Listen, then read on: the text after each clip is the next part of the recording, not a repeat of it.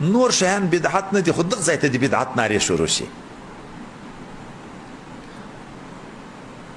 یوم ازادي پاکستان مدرسې لمانځلې که نه؟ یوم ازادي افغانستان، یوم استقلال، علما ټول خلک لمانځي که نه لمانځي؟ د ازادي ورځ لمانځل کېږي، د یو لیډر د پیدایښت ورځ لمانځل کېږي، د رسول الله صلی الله علیه وسلم د پیدایښت ورځ چې ولمانځل شي.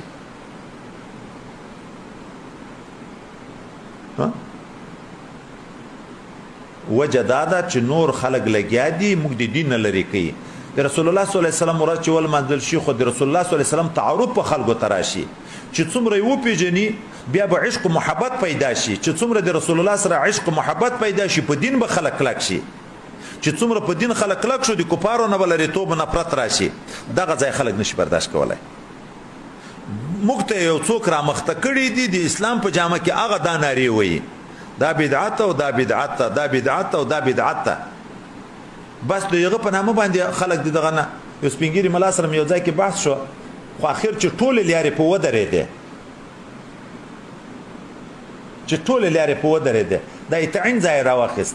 ما زه ته ورته ویلې تعین خو موږ خو تعین هم نه کوو، کله مخته یې کله شاته یې. د بې تعینه تا شپېته اویا کاله عمر د سپینګیري ملا یې په د اویا کاله کې د یوه ورځ دغه دوشنبه ورځ هم نه د میلاد شریف د 12 ورځ هم نه د ربیع الاول په ټول کال کې یو ورځ دی په ټول عمر لمانځلې وای نه.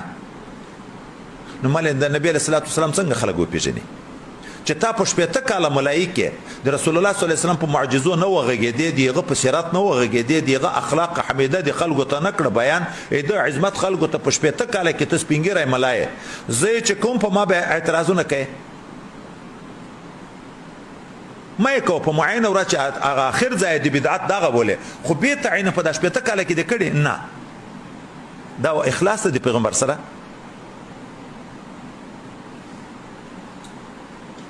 به هر تقدیر نو هغه کتابونه دغه ځای ما مطلب دا و دغه ځای د بخاري هم په دلایلو کې یو دلیل را نقل کوي، نور دلایل هم ذکر کوي، یو دام ذکر کوي چې ابو لهب ته هم ګورئ د دغې خوشحالي پایده رسیږي چې مشرک ده، د نبی علیه السلام دښمن ده، یقیني په جهنم کې ده.